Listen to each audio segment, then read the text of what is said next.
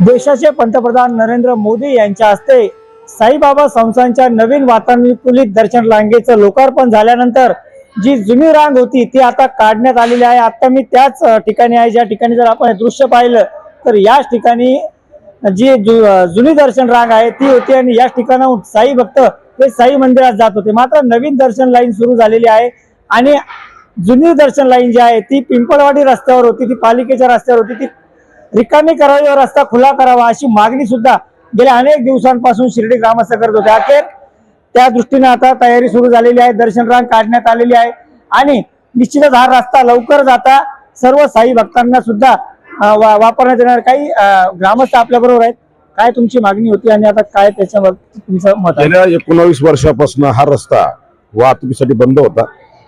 हा रस्ता तसा नॅशनल हायवे म्हणून आता निश्चित झालेला आहे, स्टेट हायवे म्हणून निश्चित झालेला आहे आणि हा रस्ता दर्शन रांगेची सुविधा नसल्यामुळे साईबाबा संस्थेने याच्यावर शेड टाकून भक्तांची सुविधा केली। त्याबद्दल शिर्डी ग्रामस्थांचं काही म्हणणं नव्हतं, पण 19 वर्षापासून शिर्डीकरांनी या विषयाला सहकार्यच केलं।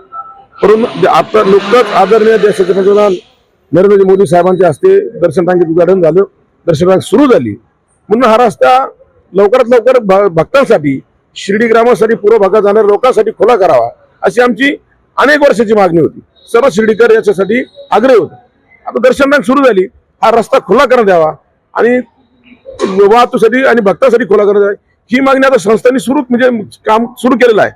आमचं म्हणणं असं आहे की जर शिर्डीकर संस्थांना एवढं मोठं सहकार्य करतात गेल्या 19 वर्षापासून, तर संस्थान पण शिर्डीकरांसाठी सकारात्मक आहे का हा आमचा प्रश्न आहे।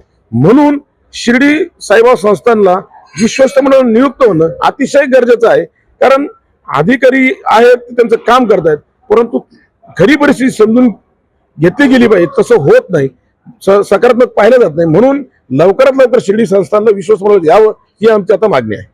नवीन दर्शन लाईन सुरू झाली आहे, भक्तांना एक वातानुकूलित दर्शन रांगेतून जात आहे। मात्र आजही अनेक उणिवा त्या दर्शन रांगेत आहे, जसं चप्पल स्टँड असेल, मोबाईल लॉकर्स असतील, याची सुविधा नाही। या बाबतीत शिर्डी ग्रामस्थ काय मागणी करतात? मुळात या ठिकाणी विश्वस्त मंडळ येणं गरजेचं आहे, कारण या ठिकाणी जे त्रिसदस्यीय समिती ही जज आहे, ही कलेक्टर आहे आणि एक कमिशनर ऑफिसचे प्रतिनिधी म्हणून या ठिकाणी आहे।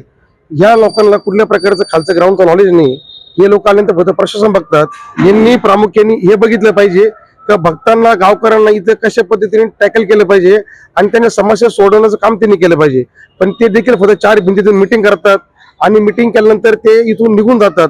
कुठल्या प्रकारचं भक्तांचं आणि ग्रामस्थांचं आणि गावकऱ्यांचं आणि गावाचं कसं विकास होईल याचं त्यांचं अजिबात पुढे लक्ष नाही। त्याच्यामुळे पहिली ही 30 सदस्य समिती प्रामुख्याने इथून निघून गेली पाहिजे। निश्चितच जर पाहिलं तर दर्शन रांग आता हटवण्यात आलेली आहे आणि हा रस्ता आता वाहतुकीसाठी खुला करण्यात येईल। मात्र ते होत असताना जी त्रिसदस्यीय समिती आहे ती काढून या ठिकाणी विश्वस्त मंडळ स्थापन करावं, जेणेकरून साई भक्तांना येणाऱ्या समस्या दूर होतील अशीच मागणी शिर्डी ग्रामस्थ करताना दिसत आहे। त्यामुळे सरकार विश्वस्त मंडळ कधी नेमणार हे आगामी काळात पाहणं महत्वाचं असेल। नितीन ओझा, एबीपी माझा, शिर्डी।